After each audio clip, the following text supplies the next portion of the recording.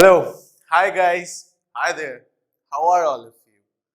Well, I hope you guys know my name by now. My name is Yusuf and I'm back.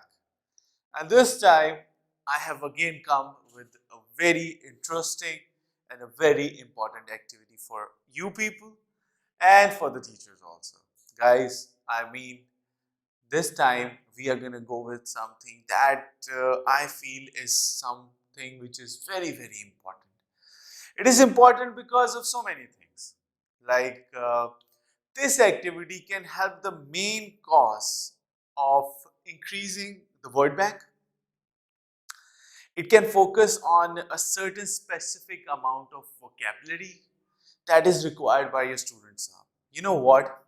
This activity is the best activity that you guys can move on with. And remember, why am I saying it? Because of the fact this is really something that has given me outstanding results.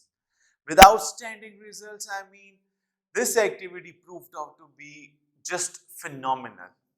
Especially if you're going to be dealing with the students or kids from grade 3, 4, 5, 6.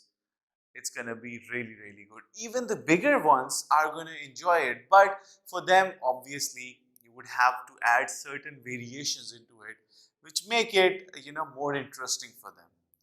So let me name the activity and then we're going to move on. And same thing, guys. I'm going to be telling you how you have to execute that thing up. So let's go with the name of the activity. The name of the activity is what? The name of the activity is how many things you can think of that. Now, this is a very intriguing question that comes up here. Means how many things you can think of that? Now, all of you would be like, come on, what has gone into Yusuf? Well, basically, this really is the name of the activity. As I told you guys before, this is the best activity that you guys can do for what? This is the best activity that you guys can do for training your kids for vocabulary, guys. Vocabulary building is so important. And what do we guys do? We just mess it up. We just mess it up means we do it in the conventional manner. Vocabulary is never learned. It's done with what? Cramming is not the solution. Your kids need to use it. They need to use it in such a manner that they utilize those words. And when they're going to utilize those words, eventually their vocabulary is going to become good. So, let's look at the procedure, guys. So, what do you have to do? Most and the most crucial thing or the most important thing, you have to do what? You have to divide your class into 6 groups. Yeah, same thing up 1, 2, 3, and 4, 5, 6. All the corners of the class up. When you divide your class into different groups, now this is something which really is the key over here, guys. Grouping is very, very important because grouping makes it the bit, it means, in other words, if I say it, grouping is going to do what? The level of competitiveness is going to be developed. Eventually, at the same time, when the level of competitiveness comes in, at the same time, the students are going to be on their toes. But it's the execution. I'm again saying it is the execution. You need to keep that in mind, guys. Now what? For instance, um, you can select a certain vocabulary from a certain novel you have taught in the class, a certain drama that you've gone through, a certain text that you have taught your students up. Or, let me give you a few examples. After grouping your class up, select, let me state an example, guys. For instance, you can go on with ask your students to write down things that are round. Means how many things you can think of that are round. Ask your class to give you, means per group they have to give you at least 6 answers. Yes, 1, 2, 3, 4, and 5, and yeah, 6 answers. With 6 answers, I mean this thing up, limit them up. Like for instance, if team A has given me 6 answers, team B is going to give me 6 different round things. Moving on to team C, they're going to give me 6 more different things, and so on. With this, what is going to happen? No repetitions. New words. Every student is going to be coming with what?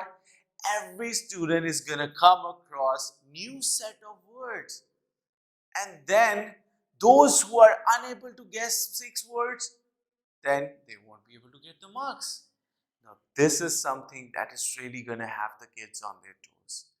And this is going to have them develop that aspect in it, that they're going to develop this thing, that how they have to work in the form of groups.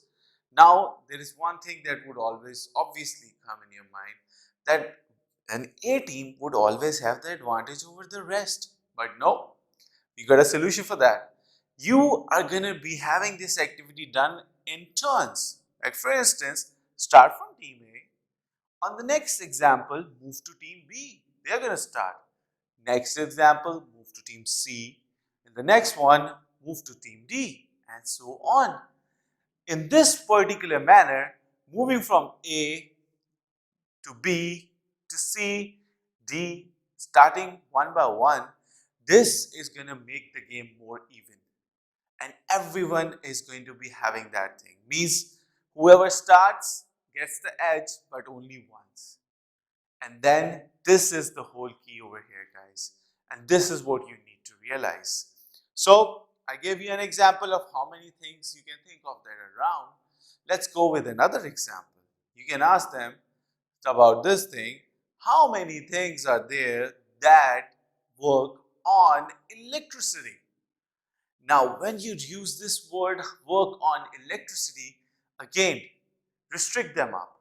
From 6, move to 8.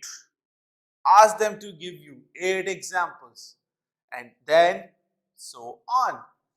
Team B gives on this time. When Team B starts, they give you 8 different examples of things that work on electricity. It is sounding very easy, guys, but trust me, there is a time which is going to come when your students are going to be short of words. They're going to be like, seriously, sir, this means these are the things which we know work on electricity. But the rule is same, guys. No repetitions are going to be present. All right? Let's go to another example. Another example that I feel you can ask your students, think of how many things that are made of paper. Oh, but before going to paper, tell them one thing, that paper is something that is not good, because paper is something that requires what? Cutting of the trees up. Cutting of the trees, yeah, you get the paper extract from trees. And this is something that's obviously, we guys should come to some extent where we also in developing nations have paper-free stuff, but I guess that's going to take some time. Until then, ask your students up. Teachers, this message is for you people. Guys, ask them up. Ask them up to think of things that can be made out of paper. Paper, ask them, like for instance, they can be as creative as possible. And remember one thing up, you are not going to snub your kid if he gives you the wrong answer or if she gives you the wrong answer. But you have to do what? Instead of snubbing them up or stopping them, just encourage them, yeah, you're close to it. Come on, think of something more.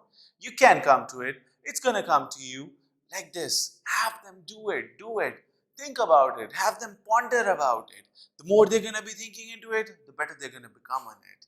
So this is something that you guys really can make the difference in. Now, moving on with the example of paper, let's move to something which is even a touch more interesting.